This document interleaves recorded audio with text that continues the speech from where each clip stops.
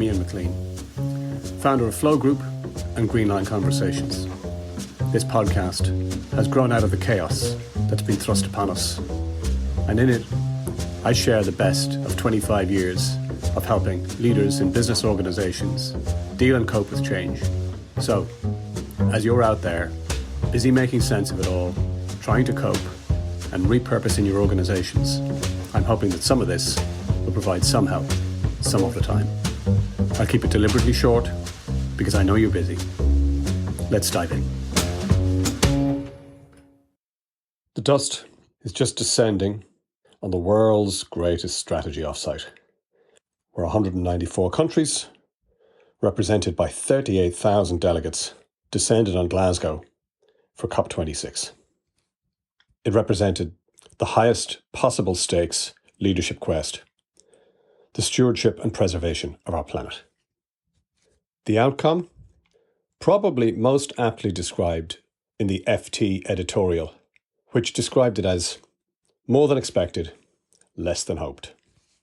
Your current challenges as a leader might not be quite on the scale or the loftiness of the COP26 summit. Nonetheless, what you're trying to do is you're trying to get a group of people to mobilize around a common aim so that your enterprise can continue to survive and to thrive. Most organizations, most teams, therefore most leaders, at this moment in time, as we're in the throes of the fourth wave of a pandemic, are going through major transformation or disruption.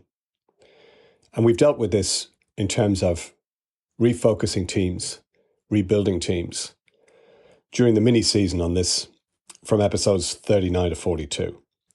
And what I'm going to dedicate this episode to is thinking about the parallels and similarities between the challenges that we face on a daily basis and the challenges faced by those at the COP26 summit.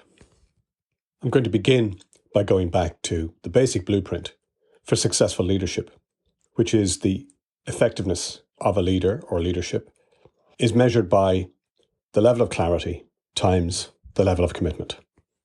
E equals CL times CO. The summary verdict on the summit in Glasgow is that clarity was high, commitment, that's something completely different. Clarity without commitment is simply like having one hand clapping. Clarity is based on the agreements that were made, and commitment is measured by the level of buy-in that there is to delivering on what's been agreed. On the clarity side, agreeing to where we want to get to, well, there were two things which were pretty clear as an outcome from that. The first was the purpose. Well, the purpose of gathering and being together was ultimately the ultimate purpose, which was to save the planet from extinction. And the measurable outcome that went alongside that is that the Earth's temperature would stay at no more than 1.5 degrees above the pre-industrial age levels by the year 2100. Keep 1.5 alive is the slogan accorded to this noble vision. As well as clarity on where we want to get to, there's also a clarity on where we are now, which is quite simply that we're currently 1.1 degrees above pre-industrial levels. However, the second part of that is that our trajectory of where we're going to go at the current rate is not optimistic. To that end, what is also clear are the priorities to bridge the gap between where we are now and where we want to get to. And these priorities break down into 5 main activities. The first is to phase down fossil fuels. The second is to increase the level of funding for poorer nations. Thirdly, that individual countries will redraft their own local climate plans. Fourthly, reduction of methane. And finally, the reduction in deforestation. So in summary, whilst the clarity is good, unfortunately, clarity alone is not enough. In order for things to get executed and delivered, you need commitment. Some of the risks involved with commitment and execution of the COP26 agreements are exactly the same risks that you'll encounter as you're trying to work with your own transformation, with your own team, in your own enterprise. There are 6 that I'd like to outline that are immediately evident. The first commitment breakdown very often happens at source, and it's what I would call a belief or lack of belief in the vision itself. Talk is cheap, and flip chart paper never refused ink. Even by the admission of COP26 President Alok Sharma, the Keeping 1.5 Alive vision has got a weak pulse. It's backed up by the general recognition that even if all the promises are kept after the summit, that the best we can hope for is 1.8 or somewhere between 1.8 and 2.4 degrees. This is a high risk. The risk is the loss of credibility. And when you're working with your team to set your own destination or your own vision, it's got to fall somewhere between being far enough out of reach that we've got to stretch and work for it, but not so far out of reach that we believe that the effort is futile. It's that sweet spot right in between those two extremes that enables you to access the flow channel that we talked about in the previous episode that leads to supreme high performance within a team to achieve things that they never expected.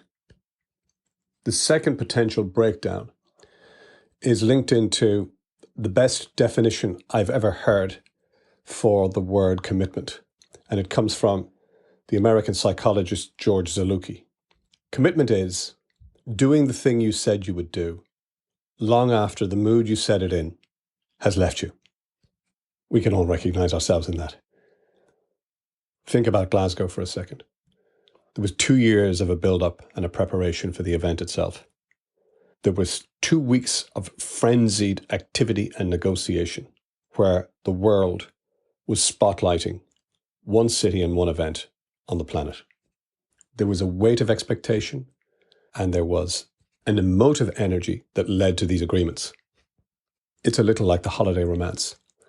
Once the holiday is over and we return back to the grind of our daily routine, then reality begins to bite and the mood fades. Part of the fading of the mood and the reality that people return to is point number 3, which I call the conflict of the 2 jerseys. And what I mean by that is, in sports terms, you often have situations where somebody is wearing the jersey that they have when they play for their club, and they also wear a jersey, but it's a different jersey, that they wear when they're playing for their country.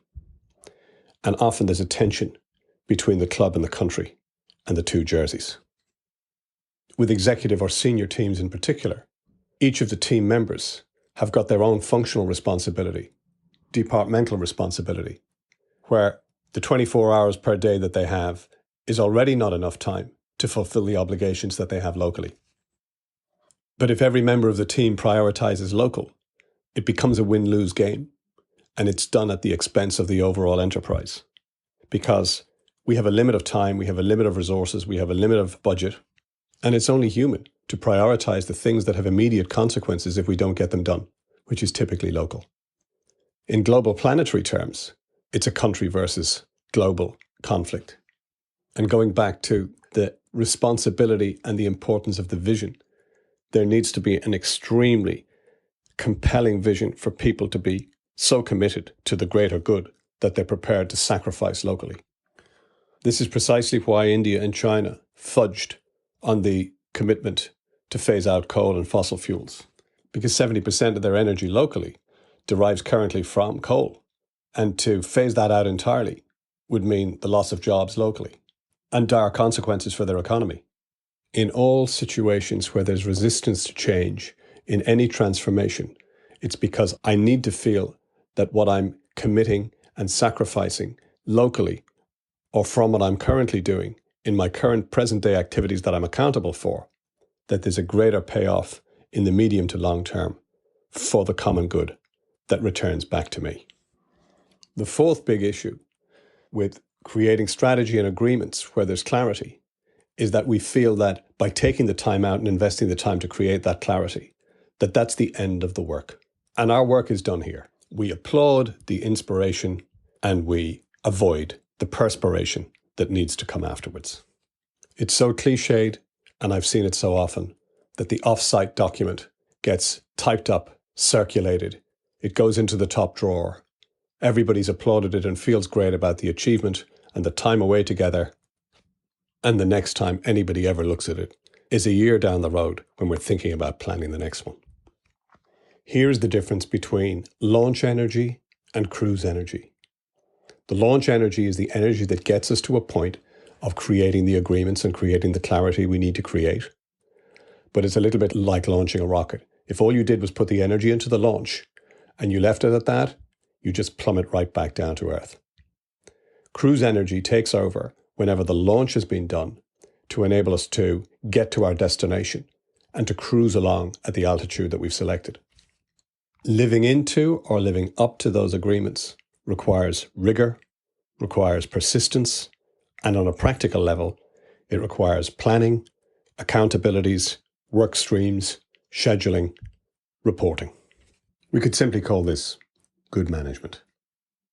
A fifth obstacle to commitment is language. The whole issue about phasing out versus phasing down, it's just the changing of a word on the surface, but words have meaning. We make the very human mistake of believing that the meaning that we assign to a word when we use language, because we know what we mean by that language, is exactly the same meaning as other people will take from the word as we use it. George Bernard Shaw summarized this very neatly when he said the biggest problem with communication is the illusion that it's happened. To illustrate this point, we've just worked with an organization which was crafting a definition of why it existed as a team. And a subgroup of the team went to work on this to get to a point where they had a full understanding, common understanding and buy-in to what their purpose was. The team got stuck on the nuance with just one word, and it took them 3 meetings to get to a point where everybody was satisfied and everybody understood. The paradox here is that it feels like an overinvestment of time to get to a point of common understanding and common agreement around language that we don't feel we can afford. The irony is, if we don't afford it and we don't invest the time, then people go off with different understandings, and it's going to blow up in our face at some point further down the line. So invest the time, take the pain up front, get to the common agreement, because that's where real commitment lies, is in the differing of understanding and the reconciliation of those differences. The final observation, and sixth, in establishing commitment to delivering on agreements, is the role of the leader. And the role of the leader, increasingly in our modern society, is one where we are asked to influence without authority. Our world, hierarchically, is far flatter in our organizations. We're more matrix-based. We're working on cross-functional project teams, more globally, dotted line reporting. The idea of do it because I told you or because I'm your boss seems so outmoded. It's just a trope from some dinosaur era. The image of Alok Sharma, the president, moving from delegation to delegation at the 11th hour trying to get agreement without the authority to impose it, was probably best summarized by Boris Johnson of all people. This is probably the one and only time that I'm going to leave the last word to Boris Johnson on anything. But he described it as, what we can do is we can lobby, we can cajole, and we can encourage. But we can't force sovereign nations to do what we want them to do when they don't wish to do it.